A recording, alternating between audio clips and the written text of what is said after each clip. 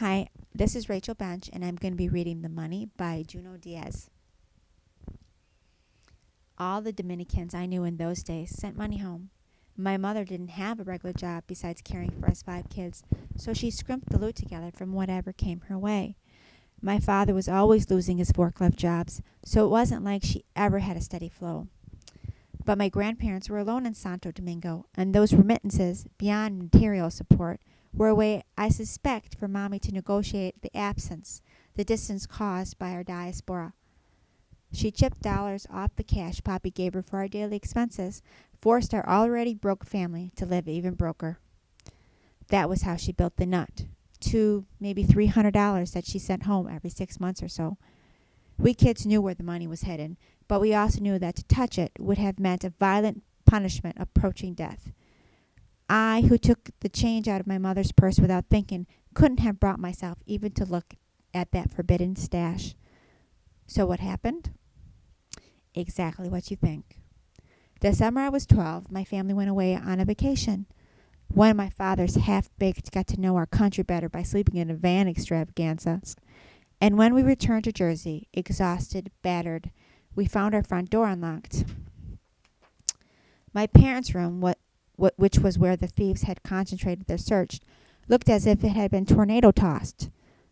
The thieves had kept it simple. They snatched a portable radio, some of my Dungeons & Dragons hardcovers, and, of course, Mommy's remittances. It's not as if the robbery came as a huge surprise.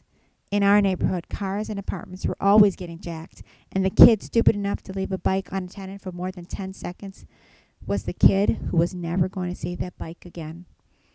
Everybody got hit. No matter who you were, eventually it would be your turn. And that summer, it was ours.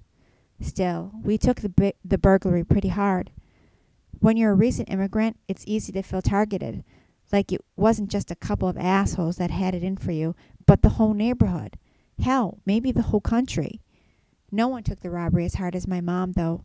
She cursed the neighborhood, she cursed the country, she cursed my father, and of course she cursed us kids, swore that we had run our gums to our idiot friends, and they had done it. And this is where the tale should end, right? Wasn't as if there was going to be any CSI-style investigation or anything. Except that a couple of days later, I was moaning about the robbery to these guys I was hanging with at the time, and they were cursing sympathetically. And out of nowhere, it struck me. You know when you get one of those moments of mental clarity? When the nictitating membrane obscuring the world suddenly lifts? That's what happened.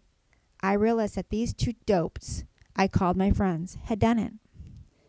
They were shaking their heads, mouthing all the right words, but I could see the way they looked at each other.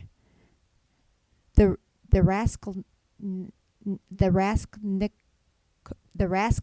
Raskolnikov glances. I knew. Now it wasn't like I could publicly denounce these dotes or go to the police. That would have been about as useless as crying. Here's what I did. I asked the main dope to let me use his bathroom. We were in front of his apartment. And while I pretended to piss, I unlatched the window. Then we all headed to the park as usual. But I pretended that I had forgotten something back home. I ran to the dope's apartment, slid open the bathroom window, and in broad daylight, wiggled my skinny ass in. Where the hell did I get these ideas? I have not a clue. I guess I was reading way too much Encyclopedia Brown and the 3 investigators in those days. And if mine had been a normal neighborhood, this is when the cops would have been called and my ass would have been caught burglarizing. The dote and his family had been in the United States all their lives, and they had a ton of stuff, a TV in every room. But I didn't have to do much searching. I popped up the dote's mattress, and underneath I found my D&D books and most of my mother's money. He had thoughtfully kept it in the same envelope. And that was how I solved the case of the stupid moron. My one and only case. The next day at the park, the dote announced that someone had broken into his apartment and stolen all his savings.